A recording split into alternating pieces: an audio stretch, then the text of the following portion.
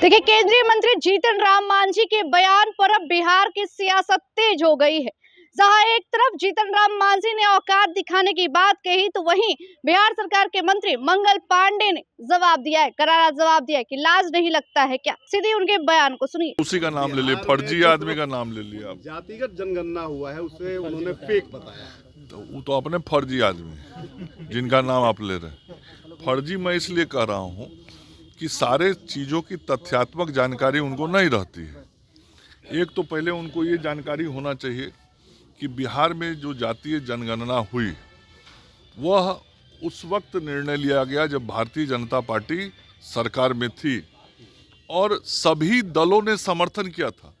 उसमें उनकी भी पार्टी थी और भारतीय जनता पार्टी के साथ नीतीश जी के नेतृत्व में चलने वाली एनडीए की सरकार ने जिस जातीय गणना का निर्णय लेकर इस कार्य को शुरू कराया था, उस कैबिनेट में मैं भी था जिस कैबिनेट में इस काम के लिए राशि की स्वीकृति दी गई थी।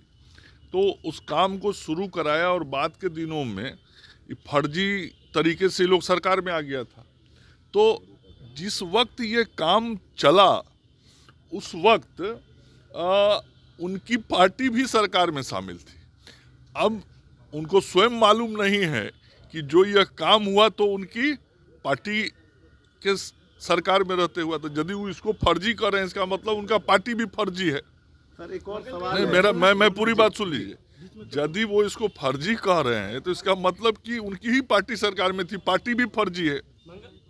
मेरा बात पूरा होने। दूसरा, जब यह जांच रिपोर्ट आया तो इस जांच रिपोर्ट को सरकार ने सार्वजनिक किया, समाज के सामने रखा और साथ ही सरकार ने यह समाज के सामने बातों को रख के कहा कि यदि किसी को इस पर आपत्ति है तो वो सरकार के सामने अपना आपत्ति दर्ज करे, फिर सरकार उसकी जांच कराएगी। तो आज तक तो किसी ने आपत्ति दर्ज नहीं किया, उनकी पार्टी के लोगों ने भी नहीं किया, उन्होंने भी नहीं किया।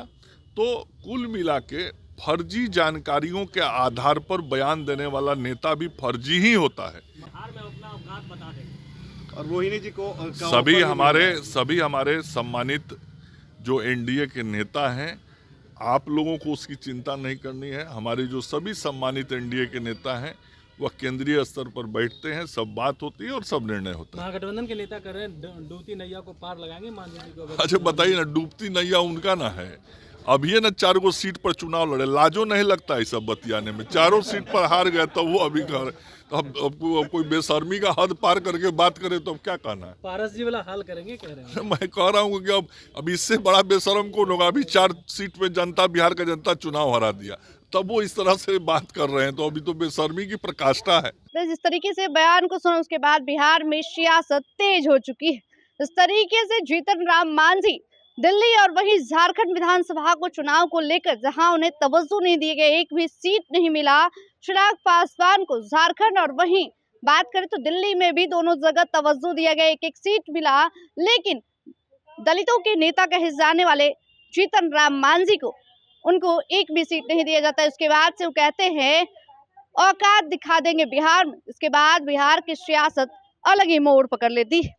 इस तरीके से ऑफर पे ऑफर मिल रहा है। रोहिणी आचार्य दूसरी तरफ ऑफर दे रही है। क्या बिहार में पशुपति पारस के जैसा जीतन राम मांझी का भी हाल होगा?